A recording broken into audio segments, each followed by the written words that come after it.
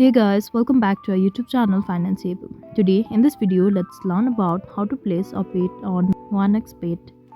Let's get into any browser and we need to simply search for 1x bet and we get into this interface. Now make sure you are logged into it. After that, what you need to do is simply get into the sports you want to bet on and choose it, and it will be added on bet slip. Simply click on bet slip over here and you need to select the one you like to place bet on and simply click on place a bet.